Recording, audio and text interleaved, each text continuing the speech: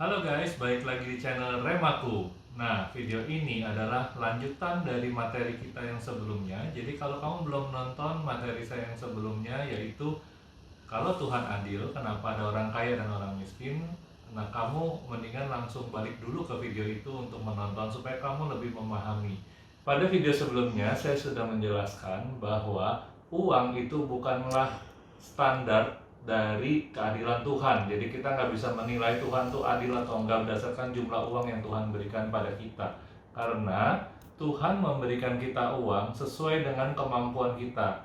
Semakin kita belajar untuk mengelola uang dengan baik, maka Tuhan akan menambah-nambahkannya. Nah, selain itu, Tuhan juga mendesain kehidupan kita dengan kemampuan ekonomi yang berbeda-beda supaya dunia ini dapat berjalan dengan seimbang. Gak mungkin dunia ini bisa berjalan kalau semua orang itu bos. Dunia ini perlu buru-buru bangunan, dunia ini perlu para petugas kebersihan, dunia ini perlu orang-orang yang bekerja kasar, dan juga orang-orang yang bekerja di level yang atas gitu ya. Jadi Tuhan sendiri memang mendesain seperti itu. Karena itu bisa diambil kesimpulan bahwa semua kehidupan yang kita jalani, di mana kita dilahirkan, di keluarga seperti apa kita dilahirkan, itu semua adalah keputusannya Tuhan yang memang sudah Tuhan desain, sudah Tuhan tentukan sejak sebelum kita lahir. Kemudian selanjutnya maka akan timbul pertanyaan berikutnya nih.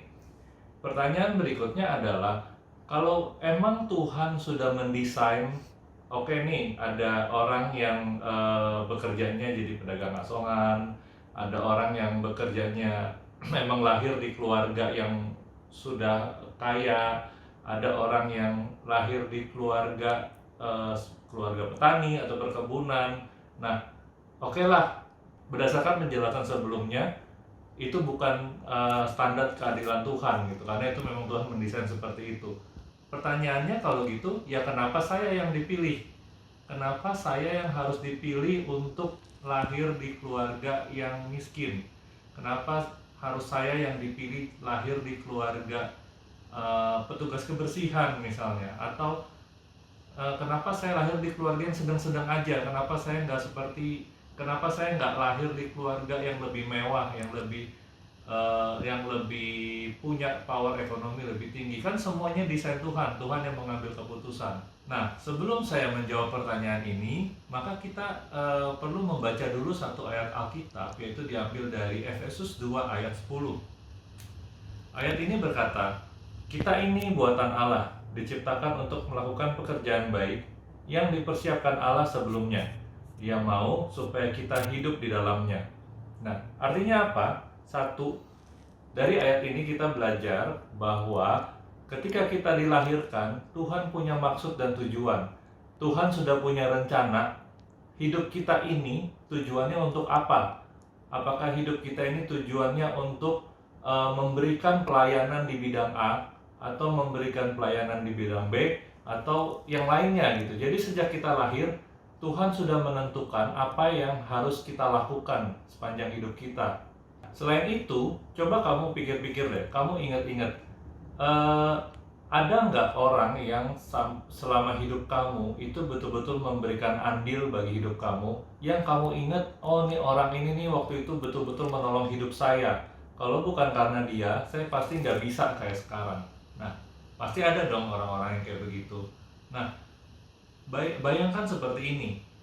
Orang yang menolong kamu, anggaplah misalnya, saya asal sebut aja 5 tahun lalu, 6 tahun yang lalu gitu ya. Dia dulu ketika dilahirkan di keluarganya, Tuhan sudah merancang bahwa dia akan ketemu kamu ketika dia umur sekian, dan dia akan menolong kamu ketika waktunya, ketika 5 tahun lalu atau 6 tahun lalu ketika kamu merasa kamu ditolong. Nah, jadi Tuhan sudah merancang tuh dari dia lahir, Tuhan sudah memilihkan di keluarga A, keluarganya dia. Kenapa di keluarga itu? Supaya dia bisa ketemu kamu. Kalau misalnya dia tidak dilahirkan di keluarga itu, maka kemungkinan besar dia nggak bisa ketemu kamu. Maka dia juga nggak akan menolong kamu. Gitu. Jadi ketika setiap kita lahir, itu kita punya maksud Tuhan. Kita akan menolong orang ketika kita ketemu A. Nanti ketika kita umur sekian, kita harus menolong B. Nanti ketika kita sudah umur sekian, kita harus melayani misalnya orang A, orang B, orang C. Semakin besar umur kita, mungkin tanggung jawab kita semakin besar. Kita harus melayani lebih banyak orang lagi, gitu. Jadi kita harus ingat bahwa semua orang itu punya tugas dan punya tujuan ketika diciptakan. Apapun, dimanapun keluarga dia dilahirkan. Dan kalau dia tidak dilahirkan di keluarga itu, maka dia tidak bisa mencapai tugas itu. Makanya Tuhan memilih keluarga yang paling tepat untuk setiap orang untuk dilahirkan. Apakah itu keluarga yang miskin, menengah, ataupun keluarga yang kaya. Oke, jadi balik ke pertanyaan kita yang tadi. Kalau gitu kenapa Tuhan harus memilih saya ada di keluarga yang kurang baik ekonominya? Kenapa harus keluarga yang seperti ini, gitu ya? Tuhan nggak adil dong. Kalau tetap aja pertanyaan balik lagi, Tuhan nggak adil dong. Kalau kenapa harus saya yang dipilih? Saya kan nggak pernah minta dilahirkan di keluarga yang seperti ini. Nah, kita masuk lagi ke satu ayat Alkitab, yaitu Roma 9 ayat 14. Karena di ayat ini pertanyaannya tepat sekali seperti yang tadi kita tanyakan. Kalau kamu baca bagian-bagian sebelumnya, kamu juga akan melihat bagaimana si penulis kitab ini memperbandingkan perlakuan yang berbeda dari Tuhan terhadap satu orang dengan orang yang lain. Kemudian di ayat 14 ini muncullah pertanyaan yang tadi kita tanyakan. Jika demikian, apakah yang hendak kita katakan? Apakah Allah tidak adil? Lalu si penulis menjawab dengan tegas, mustahil. Nah, teman-teman bisa membaca lagi ya ayat-ayat selanjutnya. Saya akan langsung ke ayat 20. Karena disinilah bagian pentingnya. Inilah jawabannya kenapa dikatakan bahwa Allah itu tetap adil. Roma 9 ayat 20. Siapakah kamu, hai manusia, maka kamu membantah Allah? Dapatkah yang dibentuk berkata kepada yang membentuknya, mengapa engkau membentuk aku demikian?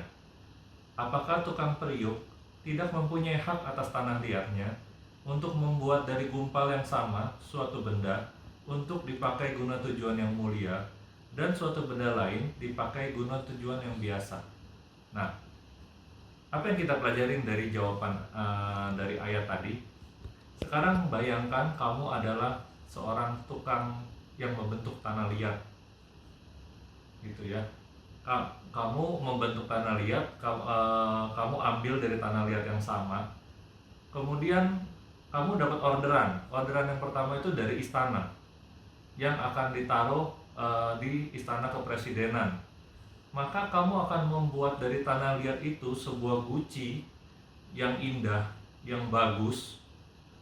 Kamu akan mempercantik dia secantik mungkin, karena dia akan ditempatkan di istana negara. Tempatnya ber-AC, wangi, sejuk, dan sebagainya. Kemudian kamu juga dapat pesanan dari toko peralatan rumah tangga, karena dia butuh kamu untuk membuat klepot di alat untuk masak, gitu ya. Nah, maka kamu akan mengambil tanah liat yang sama yang tadi dipakai untuk membuat guci untuk istana itu, kamu membuat dia menjadi sebuah klepot. Dan tentu saja ketika kamu membuat klepot, kamu tidak akan membuat dia berpakaian indah seperti guci yang untuk istana yang tadi. Karena klepot ini tujuannya untuk memasak dan ditaruhnya di dapur. Mungkin gak ada AC di sana, dan tiap hari dia mungkin harus kena panas api, dia harus dibakar setiap hari, dia harus merasakan penderitaan karena air panas, dia harus merasakan panas. Nah, coba bayangin, apakah tanah liat yang untuk klepot itu boleh protes ke kamu untuk bilang, kenapa kamu membentuk saya seperti ini? Gak bisa kan? Nah, itulah maksud ayat tadi. Jadi, di mana kita lahir, di mana di keluarga seperti apa kita lahir, kita ini adalah buatan Tuhan. Tuhan yang membentuk, mendesain dunia ini. Dia adalah orang yang menulis dunia ini. Jalan cerita kehidupan setiap orang dia yang menulis. Kita sebagai buatannya, kita sama sekali gak punya hak untuk protes kepada pembuat kita. Oke? Jadi itulah jawabannya dari pertanyaan di video kita hari ini. Semoga video ini memberkati kamu. Tuhan Yesus memberkati. Bye.